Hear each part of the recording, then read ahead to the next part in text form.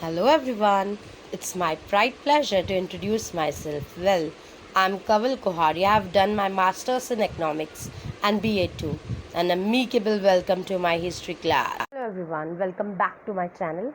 Okay, so yesterday we stopped up to here and now I'm going to start right from 1.2, that is modern historiography. So today we are here to learn something about four main characteristics of the modern historiography. The first characteristics which we are going to deal today in our history class is its method is based on the scientific principle. Means first characteristic deals with that ki all the methods over here are based on the scientific principle. It begins with the formation of the relevant questions, means specific, the questions which are very true, it is based on that. Okay, so second characteristics is that these questions are anthropocentric. You know students, what do you mean by anthropocentric? It means human centered, related to human beings. Human centered questions are there. It means that these questions are about the deeds of the members of the ancient human society of a particular period. It means what? All these questions which are there in the history, these are related with the deeds, the work of the ancient human society of a particular period. History does not suggest any interrelationship between the divine and the human deeds. Okay, so what I actually mean to say over here, okay, there is no interrelationship between divine and human deeds which have been suggested by the history. Next one, answer to these questions are supported by reliable evidence. So yesterday, in my yesterday whatever lecture was given by me, in that also I gave you the same conclusion that questions are supported by reliable evidence, proof is required, then only we can consider something as true. So history presents a graph of the mankind's journey with the help of the past human deeds. In real sense, history shows a particular graph of a mankind's journey, human beings' journey, with the help of the past human deeds. It is said that the modern historiography with the above characteristic has its roots in the ancient Greek historical writing. जो भी हमारा modern historiography है, it actually has its characteristics, its roots in the ancient Greek historical writings. History is originally a Greek term. If anybody will ask you what is history, which term it is, you should always in a mood to answer that it's a Greek term. Herodotus, the Greek historian of this 5th century Common Era, before Common Era, used this for the first time in his book entitled The Histories. In real sense, the Herodotus, who was a Greek historian, he actually wrote the book entitled The Histories. Now, let me talk about 1.3, development of scientific perspective in Europe and historiography. See students, till the 18th century Common Era, Europe had achieved a remarkable progress in the field of philosophy, science. Complete progress was seen in the Europe. Okay, scholars by then had come to believe in the philosophy of studying the social and the historical truths by scientific methods. So what I want to say that the scholars came up from the Europe and they started doing the deep study not only in the philosophy but also in the scientific method. Now the philosophical discussion focused more and more on the objectivity in history and historiography. The writing of critical historical narrative is termed as historiography, and the person who is expertise in writing such a critical narrative is known as historian. Prior to the 18th century, all European universities were interested only in the philosophical discourse revolving around the divine phenomena. Means whatever scholars were there of the 18th century, whatever universities were there, they were only interested in the philosophical discoveries which were revolving in near about the divine phenomena. Okay, however, in the year 1737 Common Era, the Göttingen University was founded in Germany. This university for the first time had an independent department of the history. This question you may get in the fill-up, that who invented this particular university. So you all should know that in the year 1737 Common Era, the Göttingen University was founded in Germany. Okay, or this university for the first time had an independent department for the history. Later other German universities also became centers of the historical studies. In slowly means what I want to tell you, that how the progress came into being and how slowly a lot of universities came into being. So, students, let us study something about the notable scholars of the Europe. The contribution of many scholars are important in the development of historiography. Let us have a look at the contribution of few notable scholars. First, we are going to study about the Rene Descartes, okay, and his contribution. Rene Descartes, right from the 1596 to 1650, he lived. Rene Descartes was the foremost among the scholars who insisted on verifying the reliability of the historical documents. Actually, Rene Descartes, what kind of the person he was? He was a foremost, he was a very prominent, he was a very first person, the first scholar who insisted on verifying the reliability of the historical document. Actually, according to him, he wanted to verify the reliability, whether the document which has been possessed by him, whether it is real or not. So, to just go on reliability of the historical document by critically examining them. In order to critically examining them, then among the scholars given, among the rules which were given by the scholar in his book Discourse on the Method, means Rene Descartes wrote the book Discourse on the Method. The following is supposed to have a great impact on the scientific method of research. Means it really have, whatever book was written by Rene Descartes, Discourse on the Method, it really had a great impact on the scientific method of the research. Okay, and what he used to say that on the scientific method of research, never to accept anything for true till all grounds of doubts are excluded. See, my dear students, never to accept anything as a true in your real life also. This something we'll have to take into consideration in our real life also. Never to accept anything for true, and in history also teaches us that you never considered anything as a true until unless all grounds of doubts are excluded from your mind. Until unless you can completely accept that it is having a proof, it is true, then only accept something as a true. Otherwise, no. Okay, now we will consider, now we have read all this about Rene Descartes. Now we will come according to Voltaire and his opinions. According to Voltaire, what were his opinion? So Voltaire, he lived right from the 1694 to 1778. Voltaire's original name was Francois Marie Arouet. He was French by birth. Okay, Voltaire was French. Okay. So when we talk about him, he opined that along with the objective truth and the chronological of the historical events, considering the social tradition, trade, economy, agriculture was also equally important in historiography. See what was said by Voltaire. What he used to say, that he used to consider the objective truth.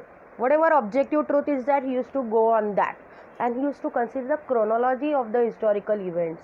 Matlab historical events goes in a chronology of the events, means as per the sequence. What he considered social tradition. We are having lot of social tradition when we talk about.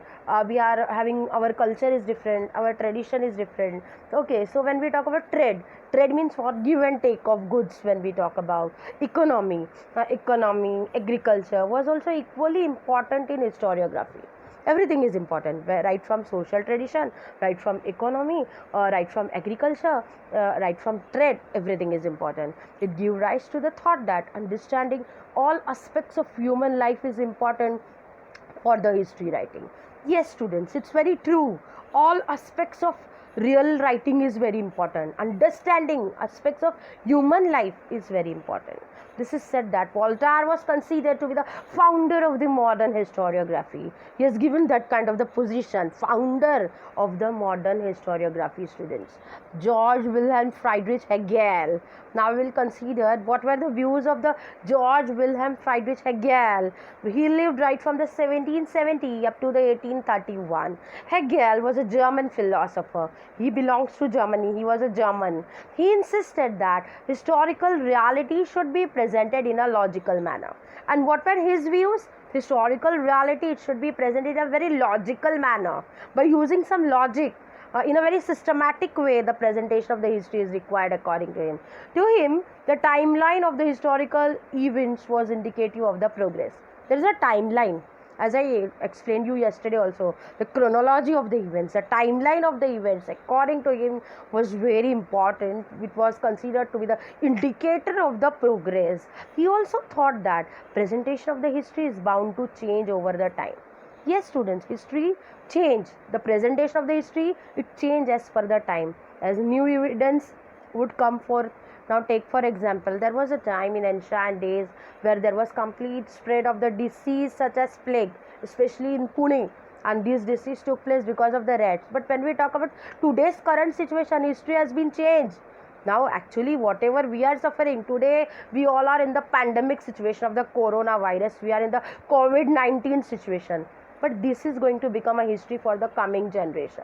So what he said, that he means to Georg Wilhelm Friedrich Hegel, he said that the presentation of the history is going to bound to change over the time. When time changes, history changes, the power changes, the time period changes, the people changes, their modernity. When we talk about the daily, as per the time changes, we are going and moving towards the modernization. Okay, so when we talk about Hegel's philosophy, many scholars were convinced that historical methods were not of lesser quality. Many scholars, they gave their views that historical methods, they are not of lesser quality. We should give them proper quality. More important, we should give them. Though they differed from the scientific method. Although historical method and the history, they differ from the scientific method. But historical method needs also to be given very importance. The collection of his lectures and articles is published in his book entitled Encyclopedia of the Philosophical Sciences. What was the book? Name of the book? That is Encyclopedia of the Philosophical Sciences. His book Reason in History is very well known in real sense. Okay, now see, it is good to know this. This is very important. You may get the short note on the dialectics in your board examination. According to Hegel, grasping the meaning of any event happens in terms of two direct opposites. What Hegel said, that grasping, in order to understand the meaning of any event, it happened in terms of two direct opposites. That is, human mind cannot understand the true nature of that event without understanding the opposite. See, my dear students, it's very important to understand the two sides. If we are understanding about true, then only we come to know what false is. If we are understanding about good, then only we understand what bad is. If we believe there is a God, we also believe that devil is there. Understood, student? In order to understand the true nature of this thing, one needs to know both the true and the false. Similarly, good, which is based on the opposite. The method which is based on the opposite is known as dialectics. Okay, this is called as dialectics. In the beginning, in the method, a theory is proposed at the beginning, which is called as thesis. At proposed, one theory is proposed at the beginning, which is called as thesis. Another theory is proposed which is contrary to the thesis. It is called as antithesis. Okay. Then, after a thorough logical discussion, now what happened? Of the both, a new thesis is proposed, which includes gist, inclusion, a mix of both the thesis and the antithesis. The process of arriving at the new thesis, we can consider it again as a synthesis. Okay, so this is something about the dialectics when we talk about Leopold Bond. He lived right from the year 1795 to 1886. Historiography of 19th century was greatly influenced by the thoughts of Leopold Bond. He belonged to the Berlin University. So what happened over here? He spoke about the critical methods of historical research. Whatever he used to speak, all about the critical method of historical research. He put emphasis on utmost importance on information gathered through original document. Means, see, students, Leopold Bond, he was such kind of the personality that he believed on gathering the original document. He don't believe on any fake documents. He stated that all types of documents associated with a historical event need to be examined with greatest care. He always said that every document needs to be examined with great care. He believed that with this method it was possible to reach the historical truth, and he believed in reaching directly to the historical truth. Getting me? He criticized imaginative narration of the story. Leopold Bond, he gave a big no. There cannot be any kind of the imagination of the story in the history. Okay, history believe on the fact, history believe on the evidence. Okay, so collection of his article is published in the two books entitled The Theory and the Practice of the History and The Secret of the World History, were the two books which was written by Leopold Bond. Now we are going to study something about Karl Marx, everybody's favorite. Everybody is aware about him. 1818 to 1883. In the latter half of 19th century, a new school of thought arose, keeping in view the new theses formulated by Karl Marx. In 19th century, a new thesis was formulated by Karl Marx. What Karl Marx said that, according to Karl Marx, history was not about abstract ideas. History is not about unreal ideas. It's about living people. We study history. What we study about living people over here. Okay. So, human relationships are shaped by fundamental needs of the people. Human relationships, how they focused upon fundamental needs of the people. See, students, we are having lot of needs. We are, in real sense, we are having lot of wants. Whenever one want is satisfied, large number of the other wants are recurring, coming one after the another. Yes. So now when we talk about human relationships, they are actually shaped by fundamental needs of the people and the ownership as well as the nature of the prevalent means of production to meet the needs. Actually, whatever means of production, whether it is proper or not to meet our needs, the accessibility of the means to different strata means what, different parts of the society. Accessibility means what, when we talk about poor people, they can't even in a position to meet the basic needs. When we talk about middle class, little bit basic needs, and much more, they are much more rich than the poor. Okay. And when we talk about rich class, their needs have been fulfilled. Okay. So but still they demand for more needs to be fulfilled. This inequality causes the division of the society into different classes: the lower class, the upper class, the higher middle class, the upper class, leading to a class struggle. And then afterwards, what arises? The scenario of the class struggle arises. According to Karl Marx, human history is a history of the class struggle. As a class that owns a means of production, economically exploits the rest of the classes. Yes, what Karl Marx said, that student. The class, एक ऐसा class which owns all the means of production. मतलब the one who is dominant, who is rich people, they try to economically, means financially, they try to exploit the rest of the classes. Das Kapital, it was a treatise, it was written by Karl Marx, and it was considered to be the most referred book all over the world. Okay, so next time I'm going to come with my next video. So watch it, go into the detail, have a glance towards your textbook. All the best.